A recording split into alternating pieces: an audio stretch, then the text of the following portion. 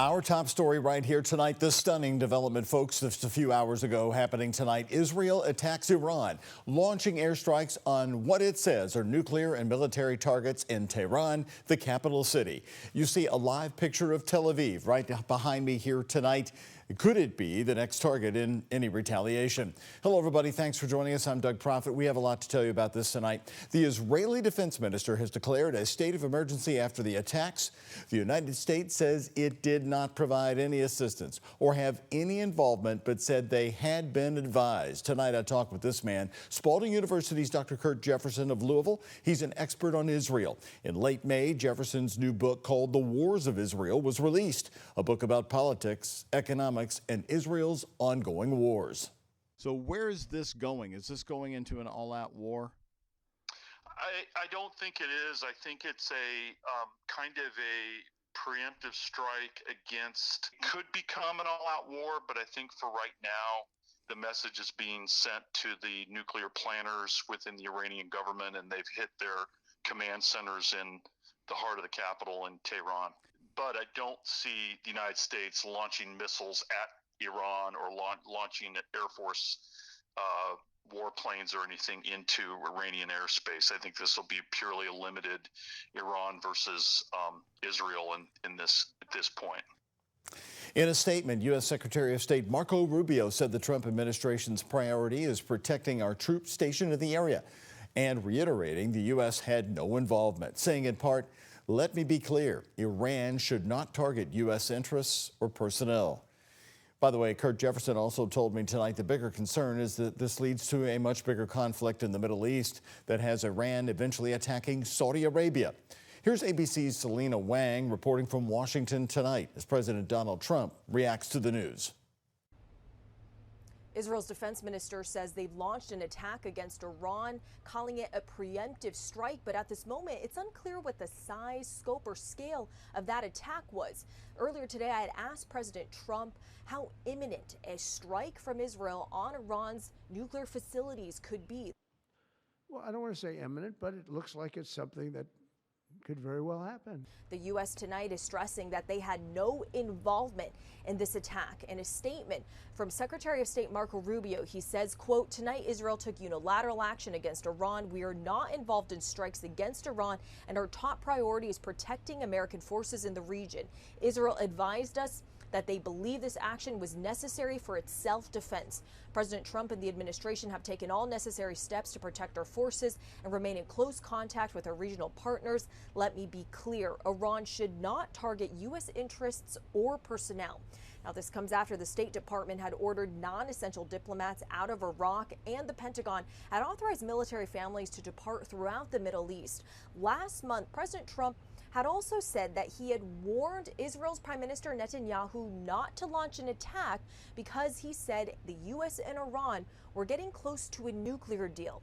In fact, for weeks, the president has been signaling that an agreement is close, but in recent days, the president said he was less confident that a deal could be reached.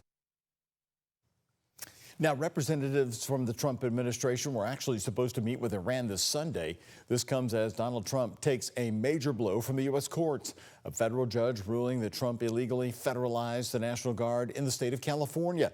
The administration deployed 4,000 troops to Los Angeles, as you know, to address the ongoing protests against ICE raids in the city. The judge said the Guard must be returned to the control of California by noon tomorrow. And it comes the same day a senator was detained as he attempted to interrupt a news conference by Homeland Security Secretary Kristi Noem. Hands up, hands up. I'm Senator Alex Padilla. I have questions for the secretary. Senator Alex Padilla there from California was taken down and placed in handcuffs by FBI uniformed officers and the Secret Service. Padilla says he was in the building for a meeting and decided to drop by because he's been unable to get the Trump administration to answer his questions about the ICE raids. If this is how this administration responds to a senator with a question, if this is how the Department of Homeland Security responds to a senator with a question, you can only imagine what they're doing to farm workers, to cooks, to day laborers out in the Los Angeles community and throughout California and throughout the country. I think everybody in America would agree that that wasn't appropriate. That if you wanted to have a civil discussion, especially as a leader, a public official, that you would reach out and try to have a conversation. Secretary Noem later said she didn't know who the senator was. Padilla has been a U.S. senator since 2021, and she is conducting raids in the state where he serves. The Secret Service released him after determining that he meant no harm. Louisville Representative U.S. Congressman Morgan McGarvey slammed the move, saying in a post to social media, the fact that the Trump administration is willing to use physical force to silence their critics is straight out of the authoritarian playbook. Louisville Mayor Craig Greenberg says they are prepared here in Louisville ahead of massive protests expected in Louisville on Saturday for what organizers are calling No King's Day, protesting the Trump administration's policies. Now, the protests are scheduled to coincide with that military parade also being held in Washington, D.C. The rallies here in Louisville are expected to begin at noon right outside of Metro Hall, lasting to 4 p.m. Mayor Craig Greenberg says they expect everything should be peaceful, but they are expected to act if the tone shifts.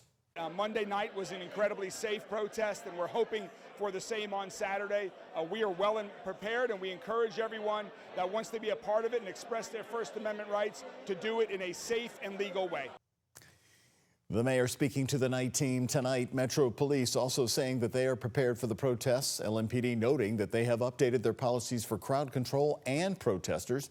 Meantime, Kentucky Governor Andy Beshear saying he expects the statewide protests to be peaceful and through his support behind the movement. Beshear pushing back on the idea the military parade in D.C. is only to celebrate the Army's birthday. Besides Louisville, there will also be No King's Day protests in New Albany, Madison, Indiana, and Shelbyville, Kentucky. Also new tonight, the U.S. House approving a measure that would cut funding to public television, PBS, and public radio, NPR. The House narrowly voting to cut about $9.4 billion in spending already approved by Congress. The entire package targets foreign aid programs, PBS and NPR, and must still be approved by the Senate. Now, in a statement sent to us tonight, KET said that they are extremely disappointed by today's vote, saying in part, "We know the more than 2 million people who watch and use KET each week value our nearly 60 years of dedication and service to the Commonwealth." Switching gears, all new right now at 11. These summer days are only going to be getting warmer. So you might be thinking about taking your kids out to a public swimming pool in Louisville. And in Louisville, there's a new policy on what kind of bag you can use to bring in your towels and sunscreen. WHAS 11 night team's Jose Alonso tells us about the change, which will be starting this Sunday. A policy change coming to pools across Metro Louisville will make you think about the bag you put your pool essentials in, even at the new Algonquin Park pool. One of the things we're looking at is going to a clear bag policy for the pool. Chief Park Ranger for Louisville Parks and Rec, James Brown, says it's about efficiency and safety. It's going to make it quicker as far as the bag search policy and the ability to get people through the lines, because sometimes when it's been at max capacity, it can take a while to work through that. But again, it's just one more step as far as security is concerned. Marine veteran Benny Lewis Long Jr. thinks it's a good idea. Because you don't want nobody bringing something into the park that's going to harm somebody else. You know, whether it's liquor or pistols or whatever, keep it out. The new pool has only been open for 3 weeks, but there's already been 2 instances of violence since then. Those were bad actors. The pool has not only 24-hour surveillance live straight to LMPD, but they have 24-hour security. And when the pool is actually open, LMPD is actually there on the inside of the pool. On Sunday, 2 men were shot at the nearby basketball court. And on opening day, a 15-year-old boy fired shots in the park. We are believing that there's a lot of people from outside that community that's choosing to come to that community, you know, to cause chaos and ruckus. Regardless, locals are still enjoying their park, and community members like Benny are calling on the people to keep each other safe. And let's just keep our community together, and let's just stop the violence. Stop the violence. Although it's been a turbulent start, these changes hope to discourage any more bad situations. In West Louisville, Jose Alonso, WHAS 11 Night Team on your side. Louisville Metro Parks and Recreation plan to soon release more details on the required size of the clear bags. New signs and with all that information will also be posted at every public pool entrance in the city. Louisville Metro Council has approved a resolution supporting the U.S. Department of Justice's recommendations to improve the Metro Police Department. The resolution asks Metro Council to endorse 10 reforms ranging from using appropriate de-escalation techniques to utilizing non-law enforcement teams for responding to somebody who's having a mental health crisis. The resolution narrowly passed over objections from Republicans. And I didn't see anything in the language that had anything positive to say about our LMPD.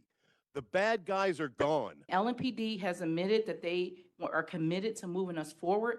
This is just our part of that. It's our part to say, we hear you and we're ready to move forward.